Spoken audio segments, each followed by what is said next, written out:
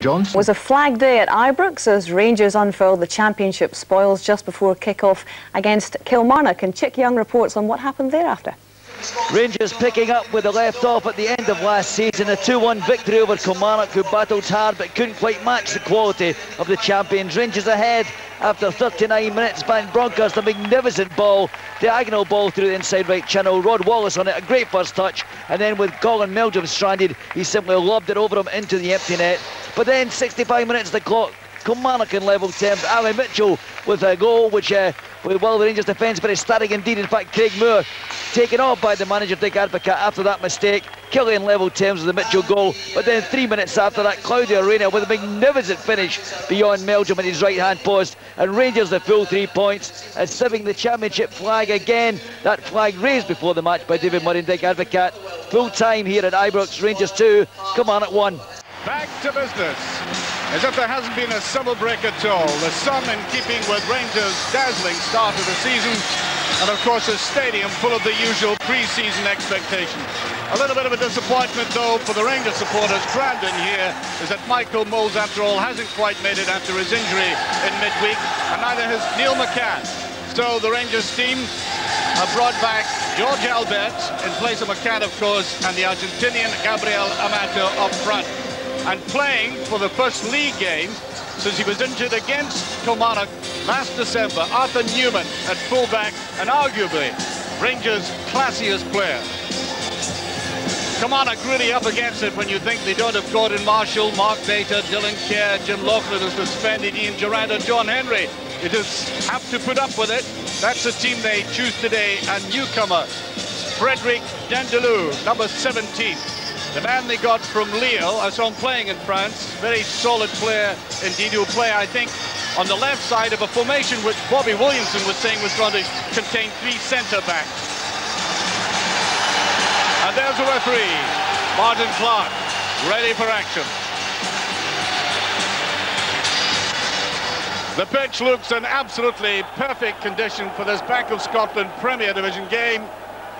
And no doubt Rangers will be wondering if perhaps towards the end of this game there might be a little tiredness creeping into the legs, which very normally happens when you've played a game in Europe, however successfully. And certainly they did in Finland. Very difficult to make a full appraisal of a Rangers side until they really come up against much higher opposition, as he very shortly will almost inevitably do against Parma. Way on the far side, Wallace.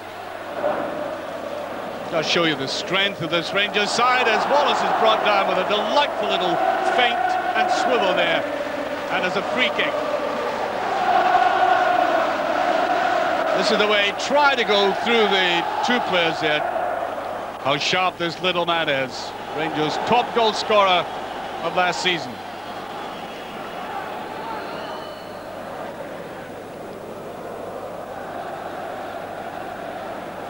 Ferguson keeping his composure there as he was surrounded. Albert tried to slip that through, now picked up there eventually by Gus MacPherson.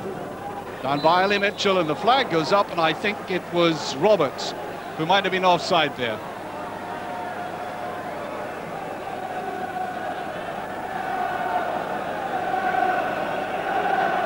Reina.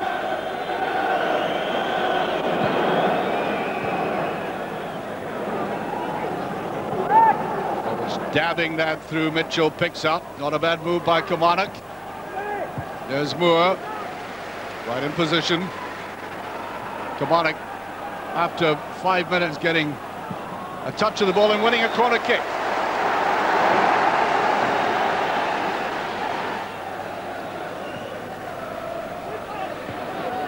Claus positive there, and just away.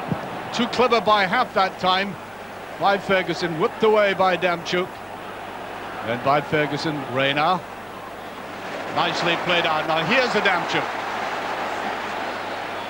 Reina. Nice little ball. That was a brilliant ball to Wallace. Lacks a little bit of support across there, though.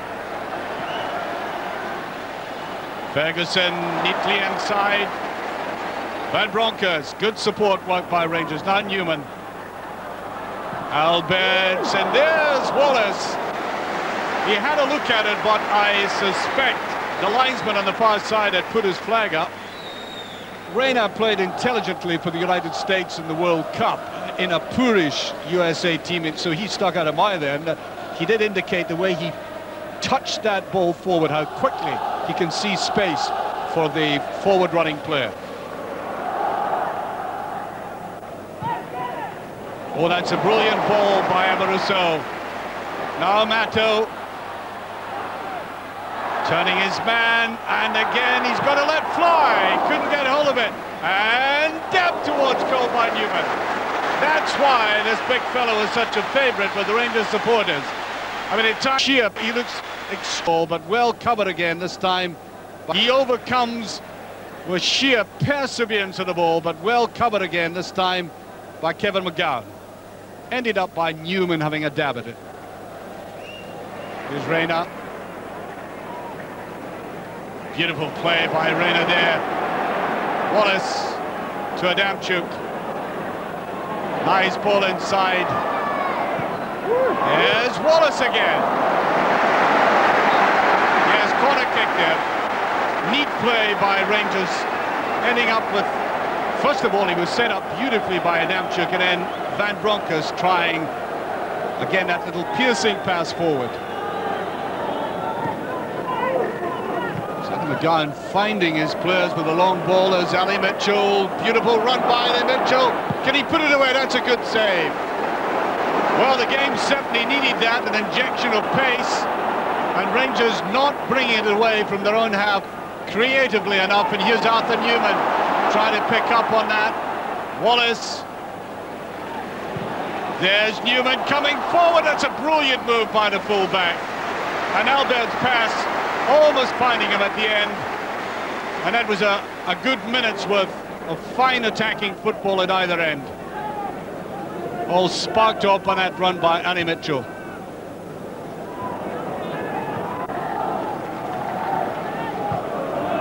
Back in towards Van Bronckhorst, left to Moore. There's Van Bronckhorst, good control. That's towards Wallace. He's going in for the kill. Can he make it? He can get there. Yeah! Brilliantly taken. It required superb precision. A high ball under pressure, and the ball seemingly getting away from him. And two touches, it was in the back of the net. This is class finishing by any standards.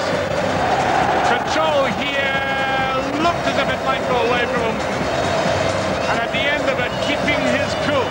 And Rangers, 5 minutes from half-time, a winner. Well, he's been in a volcanic mood, that gentleman, you can see there, but I think that might pacify him a little anyway.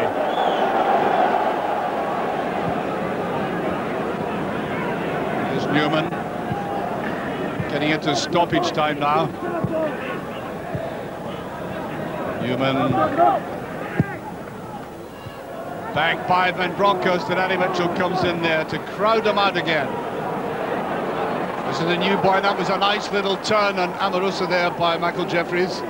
Now Mitchell looking up for support in that far side. Adamchuk's there though. Now Rangers, as the half-time whistle goes, booing was, I think, because the Rangers supporters rather hostile against the referee for some decisions. But early on in the game, it shows you how useful Rangers are coming from midfield with players like Barry Ferguson, Van Bronckhorst, and Claudio Arena showing the way to split a defensive wall. But Kilmarnock held fast, came back. Ali Mitchell with that lovely little run in there, hit and run, and then firing it straight at the Rangers goalkeeper Stephen Kloss. And then the goal, an absolute gem. Watch the way this is set way downfield, not the easiest ball to take. There's the control, still grasping to get at it, which he successfully did. Another goal for Rod Wallace, and that's maybe an ominous sign for other teams in the Premier Division as Rangers go off. One goal up. Rangers maybe one up at the start of the second half, but I have not the slightest doubt that Dick Advocaat will want a much more disciplined performance from them in the second half. Far too much loose passing, which of course, played right forward for Kilmarnock in the way they played, crowding midfield. Too many balls given away, and then no pressure of any great note, sustained note on Colin Meldrum, and then that brilliant goal which came from a long pass, which they seem to be spurning, playing a lot of close passing football, Rangers. Certainly Kilmarnock faded very much out of the game as an attacking force eventually. So it remains to be seen what kind of G-up they've been given at the interval. Waiting for somebody to try the forward run, it didn't quite come. It is picked up well by Wallace this time. And Bronckhurst is inside, and the final tackle then again by Dindeleux, who's had a splendid debut for Kilmarnock. There may be a substitution coming up here. Careless pass again by Moore.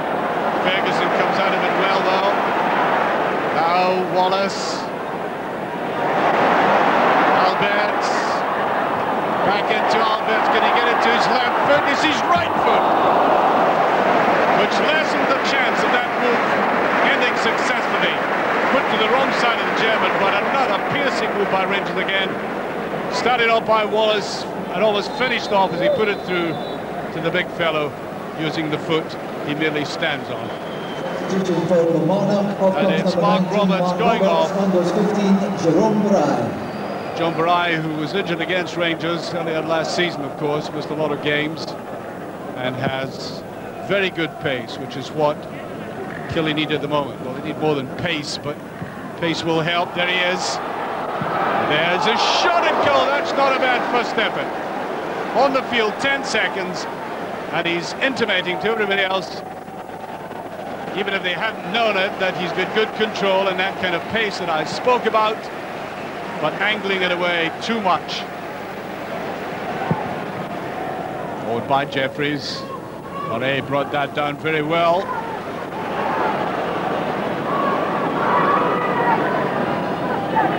Back to Hay. Missed by, and that could be an equaliser. It is.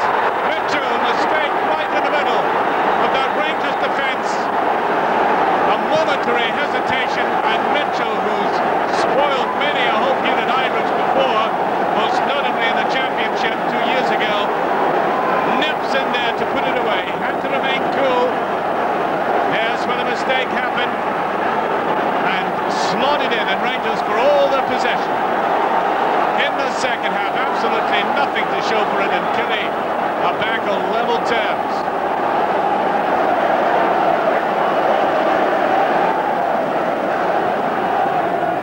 Wallace.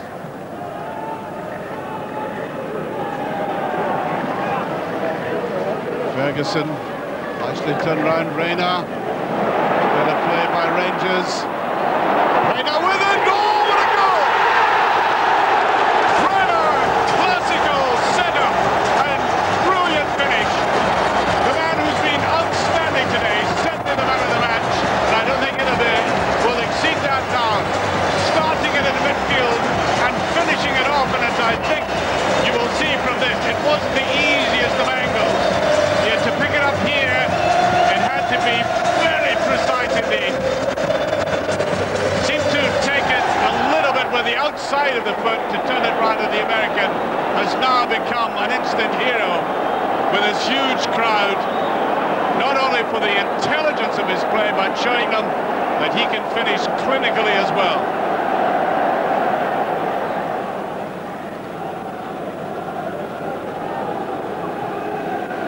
Amadoso, Johansson got a little touch to that, and again Holt comes back with him. Oh, it's a good tackle by Damchuk. In the try to touch that inside. You can see that Wallace had made that penetrating run from the outside of the box. That's very hard, and Wallace got down to it. Certainly Johansson was following up, but I don't think there was any doubt that the goalkeeper was going to get it. These corner kicks have troubled the Kilmarnock defence, although they should have been covering there.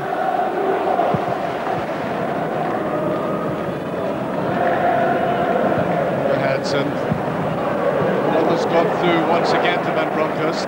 Paddy Mitchell's worked ever so hard for Kilmarnock. There's a run by Wallace, and he's trying himself. Well, Johansson was screaming for the ball to be played inside, but it was an immaculate turn. Once again, a lovely ball through by the German. That's the turn that deceived him. Now, he could have laid it back. He chose to go himself, although the angle was difficult. Well, he's a hard man to please, this.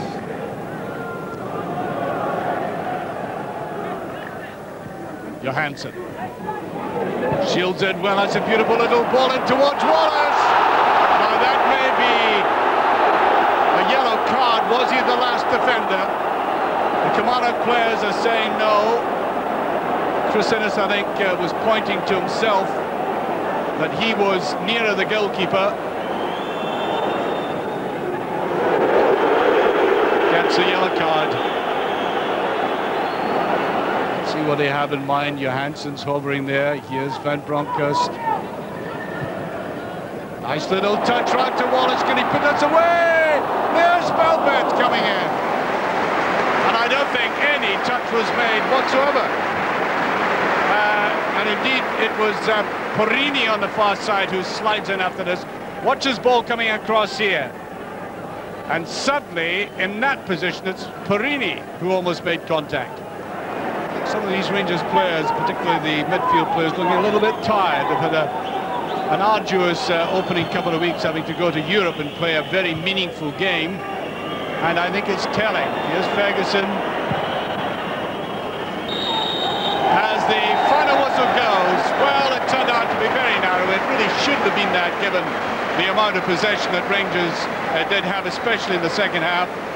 And when they opened their account later on in the first half of that glorious through ball here that required a great deal of work still to be done, but Wallace, of course, has shown he can do it so very well.